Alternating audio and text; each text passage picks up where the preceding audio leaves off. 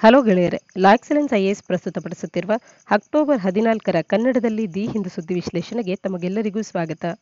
ಇಂದಿನ ಮೊದಲ article gear up for cyber warfare Swamy tells Sri Lanka ಅನ್ನುವಂಥದ್ದು.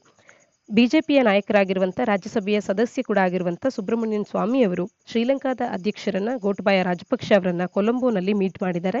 ಈ ಮೀಟಿಂಗ್ನಲ್ಲಿ ಆಗಿರ್ತಕ್ಕಂಥ ಕೆಲವು ಸಂವಾದಗಳನ್ನು ಈ ಆರ್ಟಿಕಲ್ ಒಳಗೊಂಡಿರ್ತಕ್ಕಂಥದ್ದು. ಮುಖ್ಯವಾಗಿ ಇಲ್ಲಿ ಇಂಪಾರ್ಟೆನ್ಸ್ ಅನ್ನು ನೀಡ್ತಾ ಇರ್ತಕ್ಕಂಥದ್ದು ಸೈಬರ್ ವಾರ್ಫೇರ್ಗೆ ಎಲ್ಲ ರಾಷ್ಟ್ರಗಳು ಕೂಡ ಸಿದ್ಧರಿರಬೇಕು ಅನ್ನುವಂಥದ್ದು ಇಲ್ಲಿ ಮುಖ್ಯವಾದಂಥ ಒಂದು ಕರೆ ಅಂತಾನೆ ಗುರುತಿಸ್ಕೊಳ್ಳುತ್ತೆ. ನ್ಯಾಷನಲ್ ಸೆಕ್ಯೂರಿಟಿ ಅನ್ನುವಂಥದ್ದು 21ನೇ ಶತಮಾನದಲ್ಲಿ ಬಹುಮುಖ್ಯವಾದಂಥ ಒಂದು ಅಂಶ ಆಗುತ್ತೆ. ಎಂಥದ್ದೇ ಆದಂಥ ರಾಷ್ಟ್ರಕ್ಕಾದರೂ ಕೂಡ, ಅದು ಸೂಪರ್ ಪವರ್ ಆಗಿರ್ಬೋದು, ಬಿಗ್ ಕಂಟ್ರಿ ಅಥವಾ ಸ್ಮಾಲ್ ಕಂಟ್ರಿ, ಯಾವುದೇ ಒಂದು ಕಂಟ್ರಿ ಆಗಿದ್ರೂ ಕೂಡ ನ್ಯಾಷನಲ್ ಸೆಕ್ಯೂರಿಟಿ ಇಂಪಾರ್ಟೆಂಟ್ ಆಗುತ್ತೆ. ನ್ಯಾಷನಲ್ ಸೆಕ್ಯೂರಿಟಿ ಅಂದಾಕ್ಷಣ ಇವತ್ತಿನ ನ್ಯಾಷನಲ್ ಸೆಕ್ಯೂರಿಟಿಯ ಕನ್ಸರ್ನ್ಸ್ಗಳನ್ನು ನೋಡಿದಾಗ ಕೇವಲ ಆರ್ಮಿಯನ್ನು ಅಡ್ವಾನ್ಸ್ ಮಾಡುವಂಥದ್ದು ಅಥವಾ ಏರೋಪ್ಲೇನ್ಸ್ಗಳನ್ನು ಫ್ಲೈ ಮಾಡೋದ್ರಿಂದಾಗಿ ಇವತ್ತಿನ ನಮ್ಮ ನ್ಯಾಷನಲ್ ಸೆಕ್ಯೂರಿಟಿಯನ್ನು ನಾವು ಭದ್ರತೆಯನ್ನು ಮಾಡ್ಕೊಳ್ಳೋದಕ್ಕೆ ಸಾಧ್ಯ ಇಲ್ಲ. ಬದಲಾಗಿ ಇವತ್ತು ಸೈಬರ್ ವಾರ್ಫೇರ್ ಕೂಡ ಒಂದು ದೊಡ್ಡ ರಂಗವಾಗಿ ಬದಲಾಗ್ತಾ ಇದೆ. ಇಲ್ಲಿಯೂ ಕೂಡ ನಾವು ನಮ್ಮ ರಾಷ್ಟ್ರೀಯ ಭದ್ರತೆಯನ್ನು ಈ ಒಂದು ಕ್ಷೇತ್ರದಲ್ಲೂ ಕೂಡ ಮಾಡ್ಕೊಳ್ಬೇಕಾಗತ್ತೆ. ಹಾಗಾಗಿ ಸೈಬರ್ ವಾರ್ಫೇರ್ಗೆ ಸರಿಯಾದ ರೀತಿಯಲ್ಲಿ ಸಿದ್ಧತೆ ಮಾಡ್ಕೊಳ್ಬೇಕು, ನ್ಯಾಷನಲ್ ಸೆಕ್ಯೂರಿಟಿಯನ್ನು ಮಾಡ್ಕೊಳ್ಳುವಂಥ ಹಿನ್ನೆಲೆಯಲ್ಲಿ ಅನ್ನುವಂಥದ್ದನ್ನು ಇಲ್ಲಿ ಡಿಸ್ಕಷನ್ ಮಾಡಿರ್ತಕ್ಕಂಥದ್ದು. ಆರ್ಟಿಕಲ್ನ ಹಿನ್ನೆಲೆಯಲ್ಲಿ ಭಾರತ ಮತ್ತು ಶ್ರೀಲಂಕಾದ ನಡುವಿನ ಸಂಬಂಧಗಳ ಬಗ್ಗೆ ಒಂದಷ್ಟು ಮಾಹಿತಿಯನ್ನು ತಿಳ್ಕೊಳ್ಳೋದಾದ್ರೆ, ಬಹುಮುಖ್ಯವಾದಂಥ ಅಂಶ ಅಂದರೆ ಶ್ರೀಲಂಕಾ ಮತ್ತು ಭಾರತದ ನಡುವಿನ ಸಂಬಂಧಗಳ ಬಗ್ಗೆ ತಿಳ್ಕೊಳ್ಳುವಾಗ ಶ್ರೀಲಂಕಾದಲ್ಲಿನ ತಮಿಳಿಯನ್ಸ್ಗಳ ಇಶ್ಯೂಸ್ಗಳು ನಮಗೆ ಇಂಪಾರ್ಟೆಂಟ್ ಆಗುವಂಥ ಒಂದು ಅಂಶ ಆಗುತ್ತೆ. ಏನು ಅಲ್ಲಿನ ತಮಿಳಿಯನ್ಸ್ಗಳ ಇಶ್ಯೂಸ್ಗಳೇನು ಅಂತ ಅಂದರೆ, ಅವರಿಗೆ ಸಿಟಿಸನ್ಶಿಪ್ ಅನ್ನು ನೀಡೋದಕ್ಕೆ ಅಲ್ಲಿನ ಸರ್ಕಾರ ಅನ್ನುವಂಥದ್ದು ಡಿನೈ ಮಾಡ್ತಿರ್ತಕ್ಕಂಥದ್ದು. ಶ್ರೀಲಂಕಾದ ಸರ್ಕಾರ 1948ರಲ್ಲಿ ಅವರಿಗೆ ಇಂಡಿಪೆಂಡೆನ್ಸ್ ಬಂದಂಥ ನಂತರದಲ್ಲಿ ಶ್ರೀಲಂಕಾದ ಸರ್ಕಾರ ತಮಿಳಿಯನ್ಸ್ಗಳು ಶ್ರೀಲಂಕನ್ಸ್ ಅಲ್ಲ ಅನ್ನುವಂಥ ಒಂದು ಫೀಲನ್ನು ಮಾಡಿದಂಥದ್ದು ಮತ್ತು ಅವರು ಇಂಡಿಯನ್ ಆನ್ಸಿಸ್ಟ್ರಿಯನ್ನು ಹೊಂದಿದ್ದಾರೆ ಅನ್ನುವಂಥದ್ದನ್ನು ಮುಖ್ಯವಾಗಿ ಅವರ ಒಂದು ಉದ್ದೇಶ ಆಗಿತ್ತು. ಹಾಗಾಗಿ ಸಿಟಿಸನ್ಶಿಪ್ ಅನ್ನು ಡಿನೈ ಮಾಡ್ತಿರ್ತಕ್ಕಂಥದ್ದು ಅಲ್ಲಿನ ತಮಿಳಿಯನ್ಸ್ ಫೇಸ್ ಮಾಡ್ತಿರ್ತಕ್ಕಂಥ ಒಂದು ದೊಡ್ಡ ಸಮಸ್ಯೆ ಆಗುತ್ತೆ. ಶ್ರೀಲಂಕಾದಲ್ಲಿನ ತಮಿಳಿಯನ್ಸ್ಗಳಲ್ಲಿನ ಮೆಜಾರಿಟಿಗೆ ಇವತ್ತು ಕೂಡ ಅಲ್ಲಿನ ಸಿಟಿಸನ್ಶಿಪ್ ಅನ್ನು ನೀಡೋದಕ್ಕೆ ಡಿನೈ ಮಾಡ್ತಾ ಇದ್ದಾರೆ. ಆ ಕಾರಣಕ್ಕೆ ಇವತ್ತು ಕೂಡ ಅಲ್ಲಿನ ತಮಿಳಿಯನ್ಸ್ಗಳು ಪಾವರ್ಟಿ ಅಡಿಯಲ್ಲೇ ಬದುಕ್ತಾ ಇದ್ದಾರೆ. ಲಿಂಗ್ವಿಸ್ಟಿಕ್ ಡಿಸ್ಕ್ರಿಮಿನೇಷನ್ ಅನ್ನ ಅವರು ಫೇಸ್ ಮಾಡಬೇಕಾಗಿ ಬಂದಿದೆ. ಸಿನ್ಹಳ ಶ್ರೀಲಂಕಾದ ಅಫಿಷಿಯಲ್ ಲ್ಯಾಂಗ್ವೇಜ್ ಆಗಿದ್ರು ಕೂಡ ಇವರು ತಮಿಳಿಯನ್ಸ್ಗಳು ತಮಿಳನ್ನ ಮಾತನಾಡುವಂಥದ್ದು. ಹಾಗಾಗಿ ತಮಿಳನ್ನ ಮಾತನಾಡುವಂಥವರ ವಿರುದ್ಧವಾಗಿ ಲಿಂಗ್ವಿಸ್ಟಿಕ್ ಡಿಸ್ಕ್ರಿಮಿನೇಷನ್ ಅನ್ನು ಕೂಡ ನಾವಲ್ಲಿ ಕಾಣ್ಬೋದಾಗುತ್ತೆ. ಇನ್ನು ರಿಲಿಜಿಯಸ್ ಡಿಸ್ಕ್ರಿಮಿನೇಷನ್ ಅನ್ನು ಕೂಡ ಅಲ್ಲಿನ ತಮಿಳಿಯನ್ನರು ಫೇಸ್ ಮಾಡಬೇಕಾಗಿದೆ. ಅಲ್ಲಿ ಬುದ್ಧಿಸಂಗೆ ಪ್ರೈಮರಿ ಪ್ಲೇಸ್ ಅನ್ನು ಶ್ರೀಲಂಕಾದಲ್ಲಿ ನೀಡುವಂಥದ್ದು. ಇನ್ನು ಇಂಟೆನ್ಸಿಫೈಡ್ ಮೂವ್ಮೆಂಟ್ಸ್ಗಳನ್ನು ಕೂಡ ನಾವು ಕಾಣ್ಬೋದಾಗುತ್ತೆ. LTT terrorist Tamil separatism and militancy ಅನ್ನುವಂಥದ್ದು ಇವತ್ತು ಟೆರರಿಸ್ಟ್ ಆರ್ಗನೈಸೇಷನ್ ಆಗಿ ಬೆಳೆದಿರುವಂಥ LTTE ಆಗಿರಬಹುದು. ಈ ರೀತಿ ಇಂಟೆನ್ಸಿಫೈಡ್ ಮೂವ್ಮೆಂಟ್ಸ್ಗಳು ಕೂಡ ಆಗ್ತಾ ಇರ್ತಕ್ಕಂಥದ್ದು. ಈ LTTE ಕಡೆಯಿಂದ ರಾಜೀವ್ ಗಾಂಧಿ ಅವರ ಅಸಾಸಿನೇಷನ್ ಆದಂಥದ್ದು, ಈ ಎಲ್ಲ ವಿಚಾರಗಳು ಇವತ್ತು ಕೂಡ ತಮಿಳಿಯನ್ನರಿಗೆ, ಶ್ರೀಲಂಕಾದಲ್ಲಿನ ತಮಿಳಿಯನ್ನರಿಗೆ ಅವರಿಗೆ ಸಿಗಬೇಕಾದಂಥ ಒಂದು ಸ್ಥಾನಮಾನವನ್ನು ಅಲ್ಲಿ ದಕ್ಕಿಸಿಕೊಡದಂತೆ ಮಾಡ್ತಾ ಇರ್ತಕ್ಕಂಥದ್ದು. ಇನ್ನು ಇಂಡಿಯಾದ ಕನ್ಸರ್ನ್ಸ್ಗಳೇನು ಅಂತ ಅಂದರೆ, ಅಲ್ಲಿಂದ ಬರುವಂಥ ರೆಫ್ಯೂಜೀಸ್ಗಳಿಗೆ ರೀಹೆಬಿಲಿಟೇಷನ್ ಅನ್ನು ನೀಡುವಂಥದ್ದು ಒಂದು ಸಮಸ್ಯೆ ಆಗುತ್ತೆ. ಇಂಡಿಯಾ ಮತ್ತು ಶ್ರೀಲಂಕಾದ ನಡುವೆ ಭಾರತಕ್ಕಿರ್ತಕ್ಕಂಥ ಕನ್ಸರ್ನ್ಸ್ಗಳು ಅಂದಾಗ ಇಂಡಿಯನ್ ತಮಿಳಿಯನ್ಸ್ ಏನಿದ್ದಾರೆ ಅವರ ಸೆಂಟಿಮೆಂಟ್ಸಿಗೂ ಕೂಡ ಭಾರತ ಬೆಲೆ ನೀಡಬೇಕಾಗುತ್ತೆ. ಮತ್ತು ಸ್ಟ್ರಾಟಜಿಕ್ ಇಂಟ್ರೆಸ್ಟ್ಗೆ ಗಮನವನ್ನು ಹರಿಸಬೇಕು ಅಥವಾ ಅಲ್ಲಿನ ತಮಿಳಿಯನ್ನರಿಗೆ ಅವರ ರೈಟ್ಸ್ಗಳನ್ನು ಒದಗಿಸಿಕೊಡೋದಕ್ಕೆ ಗಮನವನ್ನು ಹರಿಸಬೇಕು ಅನ್ನುವಂಥ ಒಂದು ಕಾನ್ಫ್ಲಿಕ್ಟ್ ಅನ್ನುವಂಥದ್ದು ಯಾವತ್ತೂ ಇದ್ದೇ ಇರುತ್ತೆ. ಇಂಡಿಯಾ ಮತ್ತು ಶ್ರೀಲಂಕಾ ಅನ್ನುವಂಥದ್ದು ಕಾನ್ಫಿಡೆನ್ಸ್ ಬಿಲ್ಡಿಂಗ್ ಮೆಷರ್ಸ್ಗಳನ್ನು ಈಗ ಸಾಕಷ್ಟು ತಗೊಳ್ಳೋದಕ್ಕೆ ಪ್ರಯತ್ನ ಮಾಡ್ತಾ ಇವೆ. ಅವು ಅಂದಾಗ ಕರೆನ್ಸಿ ಸ್ವ್ಯಾಪ್ ಅಗ್ರಿಮೆಂಟ್ಸ್ ಆಗಿರ್ಬೋದು. RBI ಅನ್ನುವಂಥದ್ದು ಶ್ರೀಲಂಕಾದೊಟ್ಟಿಗೆ $400 ಮಿಲಿಯನ್ ಕರೆನ್ಸಿ ಸ್ವ್ಯಾಪ್ ಫೆಸಿಲಿಟಿಗೆ ಒಳಗಾಗೋದಕ್ಕೆ ಅನುವು ಮಾಡಿಕೊಡ್ತಿರ್ತಕ್ಕಂಥದ್ದಾಗಿರ್ಬೋದು. ಭಾರತ ಮತ್ತು ಶ್ರೀಲಂಕಾದ ನಡುವಿನ ರಾಜಕೀಯ ಸಂಬಂಧಗಳನ್ನು ನೋಡಿದಾಗ ಹೈ ಲೆವೆಲ್ ಎಕ್ಸ್ಚೇಂಜಸ್ ಆಫ್ ವಿಸಿಟ್ಸ್ಗಳಾಗ್ತಾ ಇದೆ ರೆಗ್ಯುಲರ್ ಇಂಟರ್ವಲ್ಸ್ಗಳಲ್ಲಿ. ಇದು ಇವತ್ತು ಕೂಡ ಕಾಣ್ತಾ ಇರ್ತಕ್ಕಂಥದ್ದು. ಇಲ್ಲೂ ಕೂಡ ಅದಕ್ಕೂ ಮತ್ತೊಂದು ಉದಾಹರಣೆ ಅಂದರೆ ರಾಜ್ಯಸಭೆಯ ಮೆಂಬರ್ ಅವರು ಹಾಗೆ BJPಯ ನಾಯಕರು ಅಲ್ಲಿ ಹೋಗಿ ಮಾತನಾಡಿರ್ತಕ್ಕಂಥದ್ದು. ಮತ್ತು ಇಂಡಿಯಾದ ಸಪೋರ್ಟ್ ಏನಿದೆ ಟೆರರಿಸಮ್ಗೆ ಎಗೇನ್ಸ್ಟ್ ಆಗಿ ಇಂಡಿಯಾ ಮಾಡ್ತಿರ್ತಕ್ಕಂಥ ಸಪೋರ್ಟ್ ಅನ್ನುವಂಥದ್ದು ಎರಡು ದೇಶಗಳು ಬೈಂಡ್ ಆಗೋದಕ್ಕೆ ಒಂದು ಕಾರಣ ಆಗುತ್ತೆ. ಶ್ರೀಲಂಕಾ ಕೂಡ ಟೆರರಿಸ್ಟ್ ಫೋರ್ಸಸ್ಗಳ ವಿರುದ್ಧವಾಗಿ ಆಕ್ಟ್ ಮಾಡೋದಕ್ಕೆ ಸಾಕಷ್ಟು ಪ್ರಯತ್ನ ಮಾಡ್ತಾ ಇದೆ. ಇನ್ನು ಇಂಡಿಯನ್ ಹೌಸಿಂಗ್ ಪ್ರಾಜೆಕ್ಟ್ ಅನ್ನ ಏನು ನೋಡ್ತೇವೆ, ಗವರ್ಮೆಂಟ್ ಆಫ್ ಇಂಡಿಯಾದ ಫ್ಲಾಗ್ಶಿಪ್ ಪ್ರಾಜೆಕ್ಟ್ ಆಗಿದೆ. ಡೆವಲಪ್ಮೆಂಟ್ ಅನ್ನ ಅಸಿಸ್ಟೆನ್ಸ್ ಅನ್ನು ಶ್ರೀಲಂಕಾಕ್ಕೆ ನೀಡೋದಕ್ಕೆ ಅಂತ ಹೇಳಿ ಇನಿಷಿಯಲ್ ಕಮಿಟ್ಮೆಂಟ್ ಆಫ್ 50,000 ಹೌಸಸ್ಗಳನ್ನು ಬಿಲ್ಡ್ ಮಾಡುವಂಥ ಒಂದು ಇನಿಷಿಯಲ್ ಕಮಿಟ್ಮೆಂಟ್ ಅನ್ನು ಹೊಂದುವಂತೆ ಶ್ರೀಲಂಕಾದ ಇಂಡಿಯನ್ ಹೌಸಿಂಗ್ ಪ್ರಾಜೆಕ್ಟ್ ಅನ್ನುವಂಥದ್ದು ಕೂಡ ಭಾರತ ಮತ್ತು ಶ್ರೀಲಂಕಾ ಬೈಂಡ್ ಆಗೋದಕ್ಕಿರುವಂಥ ಒಂದು ಇಂಪಾರ್ಟೆಂಟ್ ಡೆವಲಪ್ಮೆಂಟಲ್ ವರ್ಕ್ ಆಗಿರುತ್ತೆ. ಮತ್ತು ಅಲ್ಲಿನ ಫಿಶರ್ಮ್ಯಾನ್ಸ್ಗಳ ಇಶ್ಯೂ ಅನ್ನುವಂಥದ್ದು ಭಾರತ ಮತ್ತು ಶ್ರೀಲಂಕಾದ ನಡುವೆ ಅದು ಒಂದು ಆನ್ಗೋಯಿಂಗ್ ಇಶ್ಯೂ ಆಗೋದನ್ನ ನಾವು ಕಾಣ್ತಾ ಇರ್ತೇವೆ. ಎಸ್ಪೆಷಲಿ ಪಾಕ್ ಸ್ಟೇಟ್ಗಳಲ್ಲಿ, ಗಲ್ಫ್ ಆಫ್ ಮನ್ನಾರ್ ಈ ಜಾಗಗಳಲ್ಲಿ ಫಿಶರ್ಮ್ಯಾನ್ಸ್ಗಳನ್ನ incidents of straying of fisherman ಅನ್ನುವಂಥದ್ದು ಸಾಕಷ್ಟು ಕಾಮನ್ ಆಗೋಗಿದೆ. ಹಾಗಾಗಿ ಫಿಶರ್ಮ್ಯಾನ್ನ ಇಶ್ಯೂ ಅನ್ನ ಅಡ್ರೆಸ್ ಮಾಡುವಂಥದ್ದು ಬಹುದೊಡ್ಡ ಒಂದು ಸಮಸ್ಯೆ ಆಗುತ್ತೆ, ಅಥವಾ ಅದು ಆದಷ್ಟು ಒಂದು ದೊಡ್ಡ ಕನ್ಸರ್ನ್ ಇರ್ತಕ್ಕಂಥ ಒಂದು ಅಂಶ ಆಗುತ್ತೆ ಎರಡು ರಾಷ್ಟ್ರಗಳ ನಡುವೆ. ಇನ್ನು ಜಾಯಿಂಟ್ ಎಕ್ಸಸೈಸ್ಗಳನ್ನ ಎರಡು ರಾಷ್ಟ್ರಗಳು ಒಟ್ಟಿಗೆ ಮಾಡ್ಕೊಳ್ತಾ ಬಂದಿದೆ. ಜಾಯಿಂಟ್ ಮಿಲಿಟರಿ ಎಕ್ಸಸೈಸ್ ಮಿತ್ರಶಕ್ತಿ ಆಗಿರ್ಬೋದು, ಸ್ಲೀನೆಕ್ಸ್ ಆಗಿರ್ಬೋದು, ನೇವಲ್ ಎಕ್ಸಸೈಸ್, ಈ ರೀತಿ ಎರಡು ರಾಷ್ಟ್ರಗಳು ಜಾಯಿಂಟ್ ಮಿಲಿಟರಿ ಎಕ್ಸಸೈಸ್ಗಳನ್ನ ಮಾಡ್ತಾ ಇರ್ತಕ್ಕಂಥದ್ದು. ಪಾರ್ಟಿಸಿಪೇಷನ್ ಇನ್ ಗ್ರೂಪಿಂಗ್ಸ್ಗಳನ್ನು ನೋಡಿದಾಗ ಭಾರತ ಮತ್ತು ಶ್ರೀಲಂಕಾ, ಬಿಮ್ಸ್ಟೆಕ್ ಆಗಿರ್ಬೋದು, ಸಾರ್ಕ್ ಆಗಿರ್ಬೋದು, ಈ ರೀತಿ ಎರಡೂ ರಾಷ್ಟ್ರಗಳು ಕೂಡ ಒಂದೇ ಪ್ಲಾಟ್ಫಾರ್ಮ್ ಅನ್ನ ಸಾಕಷ್ಟು ಬಾರಿ ಹಂಚಿಕೊಳ್ಳುತ್ತೆ ರೀಜನಲ್ ಗ್ರೂಪಿಂಗ್ಸ್ಗಳಲ್ಲಿ. ಸಾಗರ್ ಅನ್ನುವಂಥ ಒಂದು ಇನಿಷಿಯೇಟಿವ್, ಈ security and growth for all in the region ಅನ್ನುವಂಥ ಸಾಗರ್ ಇನಿಷಿಯೇಟಿವ್ನ ಮುಖಾಂತರ ಶ್ರೀಲಂಕಾ ಅನ್ನುವಂಥದ್ದು ಇಂಡಿಯಾದ ಕನ್ಸರ್ನ್ ಏನಿದೆ ಸೆಕ್ಯೂರಿಟಿ ಆಫ್ ದ ಇಂಡಿಯನ್ ಓಷನ್ನ ವಿಚಾರದಲ್ಲಿ, ನೈಬರ್ಹುಡ್ ಫಸ್ಟ್ ಪಾಲಿಸಿ ಅನ್ನುವಂಥ ಒಂದು ಪಾಲಿಸಿಯೊಟ್ಟಿಗೆ ಭಾರತದ ಕನ್ಸರ್ನ್ ಏನಿದೆ ಇದನ್ನ ಸಪೋರ್ಟ್ ಮಾಡುತ್ತೆ. ಈ ರೀತಿಯಾಗಿ ಭಾರತ ಮತ್ತು ಶ್ರೀಲಂಕಾದ ನಡುವಿನ ಸಂಬಂಧಗಳು ಯಾವ ರೀತಿ ಇದೆ ಅನ್ನುವಂಥದ್ದು ಮೈನ್ಸ್ನ ಪರ್ಸ್ಪೆಕ್ಟಿವ್ನಲ್ಲಿ ನಮಗೆ ಇಂಪಾರ್ಟೆಂಟ್ ಆಗಿ ತಿಳಿದಿರಬೇಕಾಗತ್ತೆ. ಸೈಬರ್ ವಾರ್ಫೇರ್ ಅನ್ನುವಂಥದ್ದು ಕೂಡ ಇವತ್ತಿನ ನ್ಯಾಷನಲ್ ಸೆಕ್ಯೂರಿಟಿಯ ವಿಚಾರ ಬಂದಾಗ ಇದು ಕೂಡ ಬಹುಮುಖ್ಯವಾದಂಥ ಒಂದು ಅಂಶ ಆಗಿದೆ ಅನ್ನುವಂಥದ್ದು ನಮಗೆ ತಿಳಿದಿರಬೇಕು. ಮುಂದಿನ article, India Iran discuss ways to fight drug trafficking from Afghanistan ಅನ್ನುವಂಥದ್ದು. ಅಫ್ಘಾನಿಸ್ತಾನದಿಂದ ಆಗ್ತಿರ್ತಕ್ಕಂಥ ಡ್ರಗ್ ಟ್ರಾಫಿಕಿಂಗ್ ಅನ್ನು ಫೈಟ್ ಮಾಡೋದಕ್ಕೆ ಇಂಡಿಯಾ ಮತ್ತು ಇರಾನ್ ತಮ್ಮದೇ ಆದಂಥ ವೇಸ್ಗಳನ್ನು ಡಿಸ್ಕಸ್ ಮಾಡಿರೋದನ್ನ ಆರ್ಟಿಕಲ್ ನಮಗೆ ತಿಳಿಸ್ತಾ ಇದೆ. ಇದನ್ನ GS ಪೇಪರ್ 3 ನಾಡಿಯಲ್ಲಿ security challenges and their management in border areas, linkages of organised crime with terrorism ಅನ್ನುವಂಥ ಸಿಲೆಬಸ್ ನಾಡಿಯಲ್ಲಿ ಓದ್ಕೊಳ್ಳೋಣ. ಪಾಸಿಟಿವ್ ಔಟ್ಕಮ್ಸ್ಗಳನ್ನು ಈ ಒಂದು ಮೀಟಿಂಗ್ನಿಂದ ಕಾಣಲಾಗಿದೆ ಅನ್ನುವಂಥದ್ದನ್ನ ಎಂಬಸಿ ಅವರು ತಿಳಿಸ್ತಾ ಇರ್ತಕ್ಕಂಥದ್ದು. ಇತ್ತೀಚೆಗೆ ಅಂದರೆ ಸೆಪ್ಟೆಂಬರ್ 15ರಂದು 3000 kgಯಷ್ಟು ಹೆರೈನ್ ಅನ್ನ ಮಂದ್ರಾ ಪೋರ್ಟ್ನಿಂದ ಗುಜರಾತ್ನಲ್ಲಿ ಸೀಸ್ ಮಾಡಲಾಯಿತು. ಇಲ್ಲಿ ಇದೊಂದು ಬಿಗ್ಗೆಸ್ಟ್ ಸೀಸರ್ ಅಂತಾನೆ ಗುರುತಿಸ್ಕೊಳ್ಳುತ್ತೆ ವರ್ಲ್ಡ್ ಲೆವೆಲ್ನಲ್ಲಿ ಕೂಡ ಈ ರೀತಿ ಡ್ರಗ್ಸ್ಗಳ ವಿಚಾರದಲ್ಲಿ. ತಾಲಿಬಾನ್ ಅಫ್ಘಾನಿಸ್ತಾನದ ಸರ್ಕಾರ ಉರುಳು ಬಿದ್ದು ತಾಲಿಬಾನ್ ಅಲ್ಲಿ ಅಫ್ಘಾನಿಸ್ತಾನವನ್ನ ಟೇಕ್ ಓವರ್ ಮಾಡಿದ ನಂತರದಲ್ಲಿ ತಾಲಿಬಾನಿಗರಿಗೆ ಇದೊಂದು ಮೇಜರ್ ಸೋರ್ಸ್ ಆಫ್ ರೆವಿನ್ಯೂ ಆಗಿ ಮಾರ್ಪಟ್ಟಿರ್ತಕ್ಕಂಥದ್ದು. ಹಾಗಾಗಿ ಟ್ರಾಫಿಕಿಂಗ್ ಆಫ್ ಹೆರಾಯಿನ್ ಆಗಿರ್ಬೋದು ಅಥವಾ ಟ್ರಾಫಿಕಿಂಗ್ ಆಫ್ ಕ್ರಿಸ್ಟಲ್ ಮೆಟಾಂಫೆಟಮಿನ್ ಆಗಿರಬಹುದು, ಇವೆಲ್ಲವೂ ಕೂಡ ರ್ಯಾಪಿಡ್ ಆಗಿ ಮತ್ತು ಹೆಚ್ಚಿನ ಸಂಖ್ಯೆಯಲ್ಲಿ ಇವತ್ತು ಆಗ್ತಾ ಇರ್ತಕ್ಕಂಥದ್ದು. ಅಫ್ಘಾನಿಸ್ತಾನದ ಎಕಾನಮಿ ಕೊಲಾಪ್ಸ್ ಆದ ನಂತರದಲ್ಲಿ ಹೆವಿಲಿ ತಾಲಿಬಾನ್ ಅನ್ನುವಂಥದ್ದು ಡ್ರಗ್ ಮನಿಯ ಮೇಲೆ ರಿಲೈ ಆಗಿದೆ. ಇತ್ತೀಚಿನ ವರ್ಲ್ಡ್ ಡ್ರಗ್ ರಿಪೋರ್ಟ್ ಅನ್ನು ನೋಡೋದಾದ್ರೆ, UN office on drugs and crime ಅನ್ನುವಂಥವ್ರು ರಿಲೀಸ್ ಮಾಡುವಂಥ ವರ್ಲ್ಡ್ ಡ್ರಗ್ ರಿಪೋರ್ಟ್ ಅನ್ನು ನೋಡೋದಾದ್ರೆ ಅಫ್ಘಾನಿಸ್ತಾನ 37% ಇನ್ಕ್ರೀಸ್ ಆಗಿದೆ. ಏಂತ್ರಲ್ಲಿ ಅಂತ ಅಂದ್ರೆ ಇಲ್ಲಿಸಿಟ್ ಕಲ್ಟಿವೇಶನ್ ಆಫ್ ಒಪೈಮ್ ಅನ್ನ ಏನು ಇವರು ಪ್ರೊಡ್ಯೂಸ್ ಮಾಡ್ತಾ ಇದ್ರು, ಕಳೆದ ವರ್ಷಕ್ಕೆ ಕಂಪೇರ್ ಮಾಡಿದಾಗ 37% ಇಲ್ಲಿಸಿಟ್ ಕಲ್ಟಿವೇಶನ್ ಆಫ್ ಒಪೈಮ್ ಅನ್ನುವಂಥದ್ದು ಅಫ್ಘಾನಿಸ್ತಾನದಲ್ಲಿ ಹೆಚ್ಚಾಗಿದೆ ಅನ್ನುವಂಥದ್ದನ್ನ UN office on drugs and ಕ್ರೈಮ್ನವರು ಬಿಡುಗಡೆ ಮಾಡುವಂತ ವರ್ಲ್ಡ್ ಡ್ರಗ್ ರಿಪೋರ್ಟ್ ಅನ್ನುವಂಥದ್ದು ತಿಳಿಸಿರ್ತಕ್ಕಂಥದ್ದು. ಇನ್ನು ಅಫ್ಘಾನಿಸ್ತಾನ ಕಂಟ್ರಿ ಒಂದೇ ಕಂಟ್ರಿ ಗ್ಲೋಬಲ್ ಒಪೈಮ್ ಪ್ರೊಡಕ್ಷನಿನ 85% ಪ್ರೊಡಕ್ಷನ್ ಅನ್ನುವಂಥದ್ದು ಅಫ್ಘಾನಿಸ್ತಾನ ಒಂದರಲ್ಲೇ ಆಗ್ತಾ ಇರ್ತಕ್ಕಂಥದ್ದು. ಇನ್ನು ಇಂಪ್ರೂವ್ಡ್ ಕೇಪಬಿಲಿಟೀಸ್ ಇದ್ದೂ ಕೂಡ ಅಫ್ಘಾನ್ನಲ್ಲಿ ಸ್ಪೆಷಲೈಸ್ಡ್ ಯೂನಿಟ್ಸ್ಗಳು ಓವರ್ ದ ಇಯರ್ಸ್ ಇದ್ರೂ ಕೂಡ ಡ್ರಗ್ ಸೀಸರ್ಸ್ ಅಂಡ್ ಅರೆಸ್ಟ್ ಅನ್ನುವಂಥದ್ದು ಮಿನಿಮಲ್ ಇಂಪ್ಯಾಕ್ಟ್ ಅನ್ನು ಉಂಟು ಮಾಡಿದೆ. ಹಾಗಾಗಿ ಇವತ್ತು ಕೂಡ ಒಪೈಮ್ ಪಾಪ್ಯುಲೇಷನ್ ಒಪೈಮ್ ಪಾಪಿ ಕಲ್ಟಿವೇಶನ್ ಅನ್ನುವಂಥದ್ದು ಇವತ್ತು ಕೂಡ ಅಲ್ಲಿ ಆಗ್ತಾನೆ ಇದೆ ಮತ್ತು ಹೆಚ್ಚಿನದಾಗಿ ಆಗ್ತಾ ಇರ್ತಕ್ಕಂಥದ್ದು.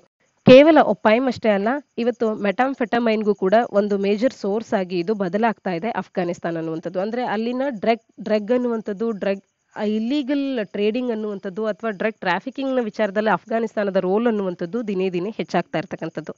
ಇನ್ನು ವರ್ಲ್ಡ್ ಡ್ರಗ್ ರಿಪೋರ್ಟ್ ನಲ್ಲಿ ಅಫ್ಘಾನಿಸ್ತಾನವನ್ನು ಹೊರತುಪಡಿಸಿ ಬೇರೆ ವಿಚಾರಗಳನ್ನ ನಾವು ಗಮನ ಹರಿಸೋದಾದ್ರೆ ಅರೌಂಡ್ 275 ಮಿಲಿಯನ್ ಪೀಪಲ್ ಅನ್ನುವಂಥವ್ರು ಗ್ಲೋಬಲಿ ಪ್ರತಿ ವರ್ಷವೂ ಕೂಡ ಡ್ರಗ್ನ ಯೂಸೇಜ್ ಅನ್ನ ಮಾಡ್ತಾರೆ. ಅದರಲ್ಲಿ ಓವರ್ 36 ಮಿಲಿಯನ್ ಅನ್ನುವಂಥವ್ರು ಈ ಡ್ರಗ್ನ ಡಿಸಾರ್ಡರ್ಸ್ಗಳಿಂದಾಗಿ ಸಫರ್ ಆಗ್ತಿರ್ತಕ್ಕಂಥದ್ದು. ಯೂಸೇಜ್ ಆಫ್ ಕೆನಬಿಸ್ ಅನ್ನುವಂಥದ್ದು ರೈಸ್ ಆಗ್ತಾ ಇದೆ ಪ್ಯಾಂಡಮಿಕ್ನ ಸಂದರ್ಭದಲ್ಲಿ ಅನ್ನುವಂಥದ್ದನ್ನ most of the countries report ಮಾಡಿರುವಂಥದ್ದು. ನಾನ್ ಮೆಡಿಕಲ್ ಯೂಸ್ ಆಫ್ ಫಾರ್ಮಕ್ಯೂಟಿಕಲ್ ಡ್ರಗ್ಸ್ ಅನ್ನುವಂಥದ್ದು ಕೂಡ ಹೆಚ್ಚಿನದಾಗೆ ಆಗಿರ್ತಕ್ಕಂಥದ್ದು. ಲೇಟೆಸ್ಟ್ ಗ್ಲೋಬಲ್ ಎಸ್ಟಿಮೇಟ್ಸ್ ಹೇಳೋ ಪ್ರಕಾರ 5.5% of the population between 15 to 64 age ನಲ್ಲಿ ಏನಿದ್ದಾರೆ ಇವರು at least once in a year drug ಅನ್ನ ಯೂಸ್ ಮಾಡಿದ್ದಾರೆ ಅನ್ನುವಂಥದ್ದನ್ನ ಈ ಒಂದು ರಿಪೋರ್ಟ್ ನಮಗೆ ತಿಳಿಸುತ್ತೆ. 11 ಮಿಲಿಯನ್ಗೂ ಹೆಚ್ಚು ಜನ ಜಗತ್ತಿನಾದ್ಯಂತ ಡ್ರಗ್ಸ್ ಗಳನ್ನ ಇಂಜೆಕ್ಟ್ ಮಾಡ್ಕೊಳ್ತಿದ್ದಾರೆ ಅಂತ ಎಸ್ಟಿಮೇಟ್ ಮಾಡಲಾಗ್ತಿದೆ. ಅದರಲ್ಲಿನ ಅರ್ಧಕ್ಕೂ ಹೆಚ್ಚಿನ ಮಂದಿ ಹೆಪಟೈಟಿಸ್ C ಅನ್ನ ಹೊಂದಿರತಕ್ಕಂಥದ್ದು. ಈ ರೀತಿಯ ಡ್ರಗ್ ರಿಪೋರ್ಟ್ ಅನ್ನುವಂಥದ್ದು ಈ ರೀತಿ ತಿಳಿಸ್ತಾ ಇದ್ರೆ ಇರಾನ್ ಮತ್ತು ಇಂಡಿಯಾ ಸಾಕಷ್ಟು ಕನ್ಸರ್ನ್ ಅನ್ನ ಹೊಂದಿದೆ. ಯಾಕೆ ಅಂತಂದ್ರೆ ಪ್ರಾಕ್ಸಿಮಿಟಿಯನ್ನ ಇರಾನ್ ಅನ್ನುವಂಥದ್ದು ಹೊಂದಿದೆ ಅಫ್ಘಾನಿಸ್ತಾನದೊಟ್ಟಿಗೆ. ಹಾಗೆ ಅಫ್ಘಾನಿಸ್ತಾನದೊಟ್ಟಿಗೆ ಬಾರ್ಡರ್ ಅನ್ನ ಕೂಡ ಶೇರ್ ಮಾಡುವಂತ ಇರಾನ್ಗೆ ಸಾಕಷ್ಟು ಪ್ರಾಬ್ಲಮ್ಸ್ಗಳೇ ಇದೆ. ಅದರೊಟ್ಟಿಗೆ ಯುಎಸ್ನ ಪ್ರೆಸೆನ್ಸ್ ಅನ್ನುವಂಥದ್ದು ಅಫ್ಘಾನಿಸ್ತಾನದಲ್ಲಿ ಇದ್ದಿದ್ರಿಂದ ಇನ್ನಷ್ಟು ತನ್ನ ಕಾರ್ಯಗಳನ್ನ ಇರಾನ್ ಮಾಡೋದಕ್ಕೆ ಸಾಧ್ಯ ಆಗ್ತಿರ್ಲಿಲ್ಲ. ಎಲ್ಲದರ ಹಿನ್ನೆಲೆಯಲ್ಲಿ ಅಫ್ಘಾನಿಸ್ತಾನದ ಡ್ರಗ್ ಟ್ರಾಫಿಕಿಂಗಿಗೆ ಇರಾನ್ ಕೂಡ ಬಲಿಯಾಗ್ತಿರ್ತಕ್ಕಂಥದ್ದು. ಹಾಗಾಗಿ ಮತ್ತು ಇತ್ತೀಚೆಗೆ ಏನು ಇಂಡಿಯಾದಲ್ಲಿ ಮಂದ್ರಾ ಪೋರ್ಟ್ನಲ್ಲಿ 3,000 kg ಹಿರಾಯಿನ್ ಅನ್ನ ಇದೊಂದು ಬಿಗ್ಗೆಸ್ಟ್ ಸೀಸರ್ ಅಂತಾನೆ ಗುರುತಿಸ್ಕೊಳ್ಳುತ್ತೆ ಮಾಡಲಾಯಿತು. ಇದರ ವಿಚಾರದಲ್ಲಿ ನೋಡಿದಾಗ ಭಾರತ ಮತ್ತು ಇರಾನ್ ಎರಡೂ ಕೂಡ ಅಫ್ಘಾನಿಸ್ತಾನದ ಈ ಡ್ರಗ್ ಟ್ರಾಫಿಕಿಂಗಿಗೆ ಬಲಿಯಾಗ್ತಿವೆ ಅನ್ನುವಂಥದ್ದು ಕಾಣುತ್ತೆ. ಈ ಹಿನ್ನೆಲೆಯಲ್ಲಿ ಇದರಿಂದ ಮುಕ್ತಿ ತಗೊಳ್ಳೋದಕ್ಕೆ ಯಾವ ರೀತಿಯಾಗಿ ಸೊಲ್ಯೂಷನ್ಸ್ಗಳನ್ನು ಹುಡುಕಬೇಕು ಅಂತ ಹೇಳಿ ಡಿಸ್ಕಷನ್ ಅನ್ನ ಇಲ್ಲಿ ನಡೆಸಿರ್ತಕ್ಕಂಥದ್ದು. ಭಾರತದಲ್ಲಿ ಯಾವೆಲ್ಲ ಸ್ಟೆಪ್ಸ್ಗಳನ್ನು ತಗೊಳ್ಳಲಾಗಿದೆ ಈ ರೀತಿಯ ಡ್ರಗ್ ಟ್ರಾಫಿಕಿಂಗ್ ಇಂದ ದೂರ ಇರೋದಕ್ಕೆ ಅಂತ ಅಂದ್ರೆ ನಶಾ ಮುಕ್ತ್ ಭಾರತ್ ಅಭಿಯಾನ್ ಆಗಿರ್ಬೋದು ಅಥವಾ ಡ್ರಗ್ಸ್ ಫ್ರೀ ಇಂಡಿಯಾ ಕ್ಯಾಂಪೇನ್ ಅಂತ ಕರೆಯುವಂಥದ್ದು. ಇದು 15 ಆಗಸ್ಟ್ 2020ಯಲ್ಲಿ ಭಾರತದಲ್ಲಿ 172 ಜಿಲ್ಲೆಗಳಲ್ಲಿ ಎಲ್ಲೆಲ್ಲ ಮೋಸ್ಟ್ ವಲ್ನರಬಲ್ ಅಂತ ಹೇಳಿ ಗುರುತಿಸ್ಕೊಂಡಿತ್ತು ವೇರಿಯಸ್ ಸೋರ್ಸಸ್ಗಳಿಂದ ಈ ಡ್ರಗ್ಸ್ಗೆ ಸಂಬಂಧಪಟ್ಟಂತೆ ಅಲ್ಲಿ ಇದನ್ನ ಪ್ರಾರಂಭ ಮಾಡಲಾಯಿತು. ಇನ್ನು ministry of social justice and ಎಂಪವರ್ಮೆಂಟ್ನವರು national action plan for drug demand reduction ಈ ಒಂದು ಪ್ರೋಗ್ರಾಮ್ ಅನ್ನ 2018ರಿಂದ 2025ರವರೆಗೆ ಜಾರಿಗೆ ತರುವಂತ ಒಂದು ಇಂಪ್ಲಿಮೆಂಟೇಷನ್ ಮಾಡುವಂತ ಕಾರ್ಯವನ್ನ ministry of social justice and ಎಂಪವರ್ಮೆಂಟ್ನವರು ಮಾಡಿದಂಥದ್ದು. ಇನ್ನು ಗೌರ್ಮೆಂಟ್ ಅನ್ನುವಂಥದ್ದು ನಾರ್ಕೋ ಕೋಆರ್ಡಿನೇಷನ್ ಸೆಂಟರ್ ಅನ್ನ 2016ರಲ್ಲೇ ಕಾರ್ಡ್ ಅನ್ನುವಂಥದ್ದನ್ನ 2016ರಲ್ಲೇ ಪ್ರಾರಂಭ ಮಾಡಿದೆ. Government national fund for control of drug abuse ಅನ್ನುವಂಥ ಒಂದು ಫಂಡ್ ಅನ್ನು ಕೂಡ ಕಾನ್ಸ್ಟಿಟ್ಯೂಟ್ ಮಾಡಿದೆ. ಇದರ ಮುಖಾಂತರವಾಗಿ drug trafficking illicit traffic of narcotic drugs ಏನಾಗ್ತದೆ ಇದನ್ನ ಕಂಬ್ಯಾಟ್ ಮಾಡೋದಕ್ಕೆ ಬೇಕಾಗುವಂತ ಎಕ್ಸ್ಪೆಂಡಿಚರ್ಸ್ಗಳನ್ನ ಈ ಒಂದು ಫಂಡ್ನ ಮುಖಾಂತರವಾಗಿ ಫಂಡ್ ಮಾಡಬಹುದಾಗುತ್ತೆ. ಇನ್ನು ವಿಶ್ವಸಂಸ್ಥೆಯು ಪ್ರತಿ ವರ್ಷದ ಜೂನ್ 26ರನ್ನ 1987ರಲ್ಲೇ ಆಯ್ಕೆ ಮಾಡಿದೆ international day against drug abuse ಮತ್ತು ಇಲ್ಲಿಸಿಟ್ ಟ್ರಾಫಿಕಿಂಗ್ ಅನ್ನುವಂತ ಹೇಳಿ ಗುರುತಿಸೋದಕ್ಕೆ ಅಂತ ಹೇಳಿ. ಸೊ ಜೂನ್ 26 ಅಂದಾಕ್ಷಣ international day against drug abuse and illicit trafficking ಅಂತ ಹೇಳಿ ನಮಗೆ ತಿಳಿದಿರಬೇಕು. ಇದನ್ನ ಯುನೈಟೆಡ್ ನೇಷನ್ ಜನರಲ್ ಅಸೆಂಬ್ಲಿ ಅವರು ಚೂಸ್ ಮಾಡಿರ್ತಕ್ಕಂಥದ್ದು 1987ರಲ್ಲಿ. ಮುಂದಿನ article Gatishakti will boost infra projects ಅಂತ ಹೇಳಿ ಪ್ರಧಾನಮಂತ್ರಿ ಮೋದಿ ಅವರು ತಿಳಿಸ್ತಾ ಇರತಕ್ಕಂಥದ್ದು. ಪ್ರಧಾನಮಂತ್ರಿ ಮೋದಿಯವರು ಆಗಸ್ಟ್ 15ರಂದು ಇಂಡಿಪೆಂಡೆನ್ಸ್ ಡೇ ದಿನ 2021ರಲ್ಲಿ ಗತಿಶಕ್ತಿ ಸ್ಕೀಮ್ ಅನ್ನ ಅನೌನ್ಸ್ ಮಾಡಿದ್ರು. ಇದರ ಒಂದು ಮಾಸ್ಟರ್ ಪ್ಲಾನ್ ಅನ್ನುವಂಥದ್ದು 16 ಮಿನಿಸ್ಟ್ರೀಸ್ಗಳ ಒಳಗೊಂಡು ಇದರ ಒಂದು ಮಾಸ್ಟರ್ ಪ್ಲಾನ್ ಅನ್ನುವಂಥದ್ದು ಕಾನ್ಸ್ಟಿಟ್ಯೂಟ್ ಆಗಿದೆ. 7 ಕೋರ್ ಇನ್ಫ್ರಾಸ್ಟ್ರಕ್ಚರ್ ಸೆಕ್ಟರ್ಸ್ಗಳು ಇದರಲ್ಲಿ ಒಳಗೊಂಡಿರ್ತಕ್ಕಂಥದ್ದು. ಒಂದು ಸಿಂಗಲ್ ಪ್ಲಾಟ್ಫಾರ್ಮ್ನಲ್ಲಿ ಪ್ರಾಜೆಕ್ಟ್ ಪ್ಲಾನಿಂಗ್ ಅನ್ನ ಸಿನರ್ಜೈಸ್ ಮಾಡೋದಕ್ಕೆ ಅಂತ ಹೇಳಿ across all the stakeholder ಮಿನಿಸ್ಟ್ರೀಸ್ಗಳಿದೆ ಇವರೆಲ್ಲರ ಪೈಕಿ ಒಂದೇ ಸಿಂಗಲ್ ಪ್ಲಾಟ್ಫಾರ್ಮ್ ಅನ್ನ ತರುವಂಥದ್ದು. ಯಾತಕ್ಕಾಗಿ ಅಂತ ಅಂದ್ರೆ ಡೂಪ್ಲಿಕೇಶನ್ ಅನ್ನ ಅವಾಯ್ಡ್ ಮಾಡೋದಕ್ಕೆ, ಗ್ಯಾಪ್ಸ್ ಗಳನ್ನ ಪ್ಲಗ್ ಮಾಡೋದಕ್ಕೆ ಮತ್ತು ಕ್ಲಿಯರೆನ್ಸಸ್ ಅನ್ನ ರೈಟ್ ಟೈಮ್ ನಲ್ಲಿ ನೀಡೋದಕ್ಕೆ ಅಂತ ಹೇಳಿ ಇಂಥ ಒಂದು ಗತಿಶಕ್ತಿ ಪ್ಲಾಟ್ಫಾರ್ಮ್ ಅನ್ನ ಈಗ ತರಲಾಗ್ತಿರ್ತಕ್ಕಂಥದ್ದು. ಗತಿಶಕ್ತಿ ಪ್ಲಾಟ್ಫಾರ್ಮ್ ಅನ್ನುವಂಥದ್ದು ಇನ್ಫಾರ್ಮೇಶನ್ ನನ್ನ ಇನ್ಸ್ಟಾಂಟೇನಿಯಸ್ ಆಗಿ ದೊರಕಿಸ್ಕೊಡೋದಕ್ಕೆ ಇರುವಂತ ಒಂದು ಇಂಪಾರ್ಟೆಂಟ್ ಪ್ಲಾಟ್ಫಾರ್ಮ್ ಆಗುತ್ತೆ. ಬೆಟರ್ ಕೋಆರ್ಡಿನೇಷನ್ ಅನ್ನ ಇದು ಅಲೋ ಮಾಡುತ್ತೆ ಮಿನಿಸ್ಟ್ರೀಸ್ಗಳ ನಡುವೆ. ಗತಿಶಕ್ತಿ ಸ್ಕೀಮ್ ಅನ್ನುವಂಥದ್ದು 3 ಮುಖ್ಯ ಗೋಲ್ಸ್ ಗಳನ್ನ ಒಳಗೊಂಡಿದೆ. ಏನಂದ್ರೆ ಸೀಮ್ಲೆಸ್ ಮಲ್ಟಿ ಮೋಡಲ್ ಕನೆಕ್ಟಿವಿಟಿಯನ್ನ ಇದು ಮುಖ್ಯವಾದಂತ ಅಂಶ ಆಗಿರುತ್ತೆ ಮತ್ತು easy movement of goods and people ಅನ್ನುವಂಥದ್ದು ಆಗಬೇಕು ಅನ್ನುವಂಥದ್ದಕ್ಕೆ. ಹಾಗೆ ಎರಡನೇದಾಗಿ ಇಂಪ್ರೂವ್ಡ್ ಪ್ರಯಾರಿಟೈಸೇಷನ್ ಅನ್ನ ಆಪ್ಟಿಮಲ್ ಯೂಸೇಜ್ ಆಫ್ ರಿಸೋರ್ಸಸ್ಗಳು ಆಗುವಂತೆ ಮತ್ತು ಟೈಮ್ಲಿ ಕ್ರಿಯೇಷನ್ ಆಫ್ ಕೆಪಾಸಿಟೀಸ್ ಆಗುವಂತೆ ಇದು ನೋಡ್ಕೊಳ್ಳುತ್ತೆ. ಮೂರನೇದು ಯಾವುದೇ ರೀತಿಯಾದಂಥ ಡಿಸ್ಜಾಯಿಂಟೆಡ್ ಪ್ಲಾನಿಂಗ್ ಇರುತ್ತಲ್ಲ ಅಂಥ ಇಶ್ಯೂಸ್ಗಳನ್ನು ರೆಸಾಲ್ವ್ ಮಾಡೋದಕ್ಕೆ ಹಾಗೂ ಸ್ಟ್ಯಾಂಡರ್ಡೈಸೇಷನ್ ಮತ್ತು ಕ್ಲಿಯರೆನ್ಸಸ್ಗೆ ಸಂಬಂಧಪಟ್ಟಂಥ ಇಶ್ಯೂಸ್ಗಳನ್ನು ರೆಸಾಲ್ವ್ ಮಾಡುವಂಥದ್ದು. ಈ ರೀತಿಯಾಗಿ 3 ಅಂಶಗಳನ್ನು ಈ ಗತಿಶಕ್ತಿ ಪ್ರಾಜೆಕ್ಟ್ ಅನ್ನುವಂಥದ್ದು ಮುಖ್ಯವಾಗಿ ಹೊಂದಿರತಕ್ಕಂಥದ್ದು. ಈ ಒಂದು ಮಾಸ್ಟರ್ ಪ್ಲಾನ್ ಅನ್ನುವಂಥದ್ದು ನ್ಯಾಷನಲ್ ಇನ್ಫ್ರಾಸ್ಟ್ರಕ್ಚರ್ ಪೈಪ್ಲೈನ್ ಪ್ರೋಗ್ರಾಮಿಗೆ ಒಂದು ಫ್ರೇಮ್ವರ್ಕ್ ಅನ್ನು ಪ್ರೊವೈಡ್ ಮಾಡುತ್ತೆ ಅಂತ ಎಕ್ಸ್ಪೆಕ್ಟ್ ಮಾಡಲಾಗಿದೆ ಮತ್ತು ಇಂಡಿಯನ್ ಪ್ರಾಡಕ್ಟ್ಸ್ಗಳನ್ನು ಜಗತ್ತಿನಾದ್ಯಂತ ಗ್ಲೋಬಲ್ ಮಾರ್ಕೆಟ್ನಲ್ಲಿ ಮೋರ್ ಕಾಂಪಿಟೇಟಿವ್ ಆಗಿ ಮಾಡುವಂಥದ್ದು ಇದರ ಒಂದು ಉದ್ದೇಶ ಆಗಿದೆ. ಯಾವ ಮುಖಾಂತರವಾಗಿ ಅಂದರೆ ಲಾಜಿಸ್ಟಿಕ್ ಕಾಸ್ಟ್ ಇದನ್ನ ಕಟ್ ಡೌನ್ ಮಾಡುವಂಥದ್ದು ಮತ್ತು ಸಪ್ಲೈ ಚೈನ್ ಅನ್ನ ಇಂಪ್ರೂವ್ ಮಾಡುವಂಥದ್ದು. ಈ ಮುಖಾಂತರವಾಗಿ ಮೋರ್ ಕಾಂಪಿಟೇಟಿವ್ ಆಗಿ ಇಂಡಿಯನ್ ಪ್ರಾಡಕ್ಟ್ಸ್ಗಳನ್ನು ಮಾಡುವಂಥದ್ದು ಇದರ ಒಂದು ಉದ್ದೇಶ ಆಗಿದೆ. ಇದೊಂದು ಇಂಟಿಗ್ರೇಟೆಡ್ ಪಾತ್ವೇ ಆಗುತ್ತೆ ಭಾರತದ ಒಂದು ಎಕಾನಮಿಗೆ. ಇಲ್ಲಿನ ಇನ್ಫ್ರಾಸ್ಟ್ರಕ್ಚರ್ ಅನ್ನ ಹೋಲಿಸ್ಟಿಕ್ ಆಗಿ ಡೆವಲಪ್ ಮಾಡೋದ್ರ ಮುಖಾಂತರವಾಗಿ ಒಂದು ಇಂಟಿಗ್ರೇಟೆಡ್ ಪಾತ್ವೇ ಆಗುತ್ತೆ ಭಾರತದ ಎಕಾನಮಿಗೆ. Local manufacturers of India globally competitive ಆಗಿ ಟರ್ನ್ ಆಗೋದಕ್ಕೆ ಇದು ನೆರವಾಗುತ್ತೆ. ಈ ರೀತಿಯಾಗಿ ಈ ಗತಿಶಕ್ತಿ ಸ್ಕೀಮ್ ಅನ್ನುವಂಥದ್ದು ಇನ್ಫ್ರಾಸ್ಟ್ರಕ್ಚರ್ ಪ್ರಾಜೆಕ್ಟ್ಸ್ಗಳನ್ನು ಬೂಸ್ಟ್ ಮಾಡುತ್ತೆ ಅಂತ ಹೇಳಿ ಇದನ್ನ ಪ್ರಾರಂಭ ಮಾಡುವಂಥ ಸಂದರ್ಭದಲ್ಲಿ ನಿನ್ನೆ ಪ್ರಧಾನಮಂತ್ರಿ ಮೋದಿಯವರು ತಿಳಿಸ್ತಾ ಇರ್ತಕ್ಕಂಥದ್ದು. ಇದು ಭಾರತ ಏನು business capital of the world ಆಗಬೇಕು ಅನ್ನುವಂಥ ಕನಸನ್ನ ಕಂಡಿದೆ. ಅದನ್ನ ರಿಯಲೈಸ್ ಮಾಡೋದಕ್ಕೆ ನೆರವಾಗುವಂಥ ಇಂಪಾರ್ಟೆಂಟ್ ಸ್ಕೀಮ್ ಆಗುತ್ತೆ ಅನ್ನುವಂಥದ್ದನ್ನ ತಿಳಿಸ್ತಾ ಇರ್ತಕ್ಕಂಥದ್ದು. ಮುಂದಿನ article, aluminium industry rings alarm bells over ಕೋಲ್ ಶಾರ್ಟೇಜ್ ಅನ್ನುವಂಥದ್ದು. ಇದನ್ನ GS ಪೇಪರ್ 3 ಅಡಿಯಲ್ಲಿ ಮಿನರಲ್ ಅಂಡ್ ಎನರ್ಜಿ ರಿಸೋರ್ಸಸ್ ಹಾಗೆ ಗವರ್ಮೆಂಟ್ ಪಾಲಿಸೀಸ್ ಅಂಡ್ ಇಂಟರ್ವೆನ್ಷನ್ಸ್ ಅನ್ನುವಂಥ ಸಿಲೆಬಸ್ ಅಡಿಯಲ್ಲಿ ಓದ್ಕೊಳ್ಬೋದಾಗುತ್ತೆ. ಇಂಡಿಯಾದ ಥರ್ಮಲ್ ಪವರ್ ಪ್ಲಾಂಟ್ಸ್ ಆಗಿರ್ಬೋದು ಸಿವಿಯರ್ ಕೋಲ್ ಶಾರ್ಟೇಜ್ ಅನ್ನ ಇವತ್ತು ಫೇಸ್ ಮಾಡ್ತಾ ಇದೆ. ಹಾಗೆ ಅಲ್ಯೂಮಿನಿಯಂ ಇಂಡಸ್ಟ್ರಿ ಕೂಡ ಇದಕ್ಕೆ ಹೊರತಾಗಿಲ್ಲ. ಅಲ್ಯೂಮಿನಿಯಂ ಇಂಡಸ್ಟ್ರಿ ಕೂಡ ಇವತ್ತು ಸಿವಿಯರ್ ಶಾರ್ಟೇಜ್ ಆಫ್ ಕೋಲ್ ಅನ್ನ ಫೇಸ್ ಮಾಡಬೇಕಾಗಿ ಬಂದಿದೆ. ಕೋಲ್ ಸ್ಟಾಕ್ಸ್ಗಳು average of 4 days of fuel ಅನ್ನ ಅದಕ್ಕೂ ಕೂಡ ಕಡಿಮೆ ಆಗಿರ್ತಕ್ಕಂಥದ್ದು. ಅಂದ್ರೆ ಇವತ್ತಿನ ಕೋಲ್ ಸ್ಟಾಕೇಜ್ ಎಷ್ಟಿದೆ ಭಾರತದಲ್ಲಿ ಅಂದಾಗ ಆವರೇಜ್ ಆಫ್ 4 ಡೇಸ್ಗಿಂತಲೂ ಕೂಡ ಕಡಿಮೆ ಆಗುವಷ್ಟು ಕೋಲ್ ಸ್ಟಾಕ್ ಅನ್ನ ಭಾರತದಲ್ಲಿ ಹೊಂದಿರತಕ್ಕಂಥದ್ದು. Increasing number of thermal stations ಆಗ್ತಾ ಇರುವಂತ ಹಿನ್ನೆಲೆಯಲ್ಲಿ ಈ ರೀತಿ ಕೋಲ್ ಶಾರ್ಟೇಜ್ ಅನ್ನ ನಾವು ಫೇಸ್ ಮಾಡಬೇಕಾಗಿ ಬಂದಿದೆ. ಹಾಗಾಗಿ ಇದು ಅಲ್ಯೂಮಿನಿಯಂ ಇಂಡಸ್ಟ್ರಿಗೂ ಕೂಡ ಬಹಳಷ್ಟು ತೊಡಕಾಗಿರ್ತಾ ಇರ್ತಕ್ಕಂಥದ್ದು. ಅಲ್ಯೂಮಿನಿಯಂ ಇಂಡಸ್ಟ್ರಿ ಭಾರತದಲ್ಲಿ ಎಷ್ಟು ಮುಖ್ಯವಾದಂಥ ಇಂಡಸ್ಟ್ರಿ ಆಗುತ್ತೆ ಅಂತ ಅಂದ್ರೆ ಇದನ್ನ ಈಗೇನು 8 ಕೋರ್ ಇಂಡಸ್ಟ್ರೀಸ್ ಅಂತ ಗುರುತಿಸ್ಕೊಳ್ಳುತ್ತೆ, ಅದರ ಜೊತೆಗೆ 9th ಕೋರ್ ಇಂಡಸ್ಟ್ರಿ ಆಗಿ ಅಲ್ಯೂಮಿನಿಯಂ ಇಂಡಸ್ಟ್ರಿಯನ್ನು ಕೂಡ ಜಾಯಿನ್ ಮಾಡಬೇಕು ಅನ್ನುವಂಥ ಒಂದು ಪ್ಲಾನ್ ಕೂಡ ಇರುವಂಥದ್ದು. ಈ ಹಿನ್ನೆಲೆಯಲ್ಲಿ ಅಲ್ಯೂಮಿನಿಯಂ ಇಂಡಸ್ಟ್ರಿ ನಮಗೆ ಬಹಳ ಇಂಪಾರ್ಟೆಂಟ್ ಆಗುತ್ತೆ ಭಾರತದಲ್ಲಿ. ಈ ಇಂಡಸ್ಟ್ರಿಗೂ ಕೂಡ ಕೋಲ್ ಶಾರ್ಟೇಜ್ ಅನ್ನುವಂಥದ್ದು ಪ್ರಾಬ್ಲಮ್ಯಾಟಿಕ್ ಆಗಿರ್ತಕ್ಕಂಥದ್ದು. ಯಾಕೆಂತಂದ್ರೆ ಪವರ್ ಡಿಮ್ಯಾಂಡ್ನಲ್ಲಿ ಹೆಚ್ಚಿನದಾಗಿ ಎರಪ್ಷನ್ ಇರುವಂಥದ್ದು, increased share of thermal power plants ಆಗಿರುವಂಥದ್ದು ಒಂದು ಸಮಸ್ಯೆ ಆಗುತ್ತೆ. ಫ್ಲಡ್ಡಿಂಗ್ ಮತ್ತು ರೈನ್ಫಾಲ್ ಆಗ್ತಿರೋದ್ರಿಂದ ಕೂಡ ನಾರ್ಮಲ್ ಸ್ಟಾಕ್ ಅನ್ನ ಅಕ್ಯುಮುಲೇಟ್ ಮಾಡೋದಕ್ಕೆ ಸಾಧ್ಯ ಆಗ್ತಿಲ್ಲ. ಕೋಲ್ ಇಂಪೋರ್ಟ್ಸ್ ಅನ್ನುವಂಥದ್ದು ಇವತ್ತು ಲೋಯರ್ ಆಗಿರ್ತಕ್ಕಂಥದ್ದು.